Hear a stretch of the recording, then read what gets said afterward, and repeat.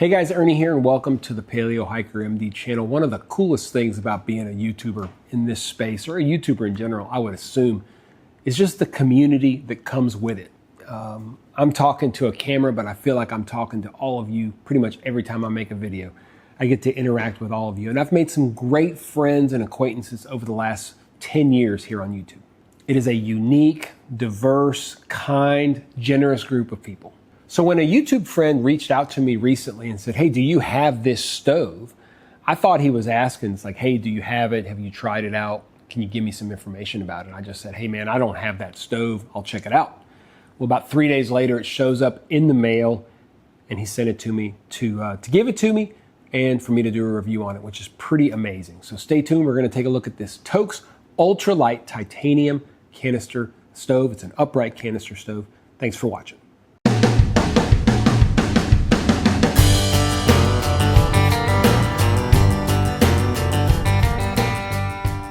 So what we're looking at today is an upright canister stove. I take a chance every once in a while to review this, but an upright canister stove screws directly onto the top of an isobutane canister. You can contrast that with what's called a remote canister stove.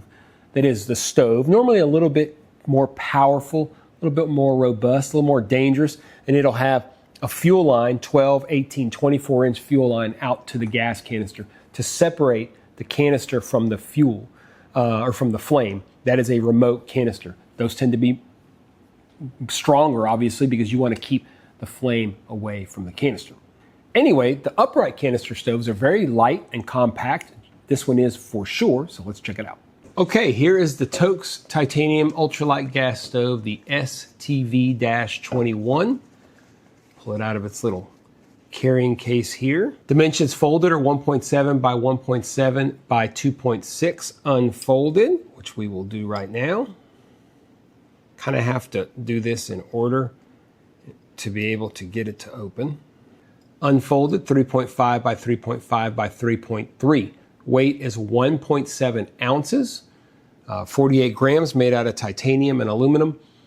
I could not find the power, the BTU, anywhere. It might be published by the time this comes out, but I could not. We can just, kind of assume what it's kind of going to be like. You can take a look at the burner right there. Pretty straightforward. Now, one thing I'll tell you guys, I had a little bit of problem with this stove from the beginning, and I'll explain to y'all why. You can see right in there, there's an O-ring. And we'll talk a little bit later about that. It's fueled by isobutane canisters, made in China, costs $29.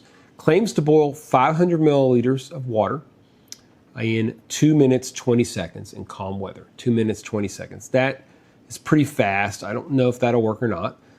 So this is the stove. This is the carrying case. Again, construction's pretty straightforward.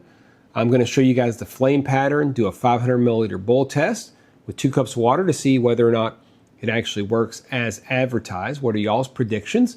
What are your predictions as far as how long it'll take and how many grams of fuel it will use? Pretty interesting, cool system. I'm excited for it. We're also going to take a look at this stove in comparison with some other stoves down the line, but we're getting ahead of ourselves. Let's boil some water.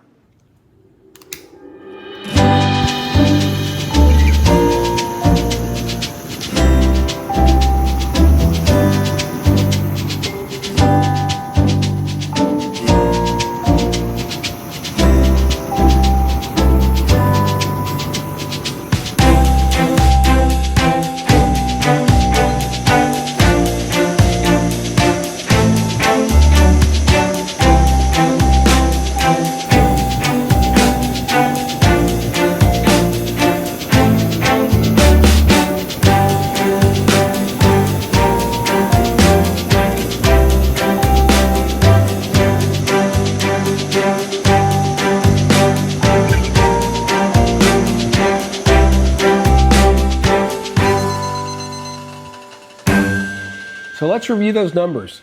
2 minutes, 57 seconds, 10 grams of fuel. If you watch a lot of my videos, that is going to pique your interest. And not really in a good way. It's an awesome little stove. It looks great. Let's talk pros and cons. We'll start with the pros. It is ultralight. It's super compact. It's a pretty darn good price for what you're getting. And it cools very quickly because it is titanium. Now, unfortunately, those are pros, but we talk reality here. And cons might kind of outweigh those to some extent. It can be a little annoying to open the legs. The way that it is, you just have to get the timing just right. It is very susceptible to the wind. I don't love the kind of useless cheap bag. That's the thing that Toaks always does. But the bigger issue is just, it's out of control. It just uses a lot of gas. There's no way that an upright canister stove should use 10 grams of fuel to get something. Well, first off, to use 10 grams of fuel in 3 minutes. I will tell y'all, anytime I get kind of what I would call an aberrancy, something that I don't think is right, I do it again. I did this 3 times, and every time it used 9 to 10 grams of fuel and took right about 3 minutes. So it's not a fluke. Now, I kind of looked at this stove and I said, all right, this might be competition to the BRS 3000T, which is kind of the OG titanium super ultralight canister stove. We're going to talk a little bit about that here in a little bit, but first we'll talk about a problem I had with this stove out of the box. When I first put it on a canister and I lit it up, it was intermittent. It was like coming and going. The flame was coming and going. And I'm like, something's not right with this. And it seemed very tame, too tame. So I unscrewed it, put it back on, same thing. Turns out that inside where the canister screws in, near the actual screw, near the actual threads, there's an O-ring in there. That O-ring was smushed and it had little pieces of rubber. One of those pieces of rubber was covering up the main port for the gas to go in. So it wasn't working. I tried to fix it and I couldn't fix it. I pulled out the O-ring. Now I'm one of those guys that's got all kinds of crap laying around. And I have a box full of 50 different metric size O-rings. And I was able to easily put a new one in, but just something to know that it came out factory defective, basically, with that O-ring. It's a 2-cent part, but you do have to find it if you have this problem. You may not have it sitting around like I did. So something to think about. Ultimately, I think it's a cool stove, and I think that a lot of you would look at it and say, okay, this is super lightweight. It's from Toaks. I think it's going to be awesome.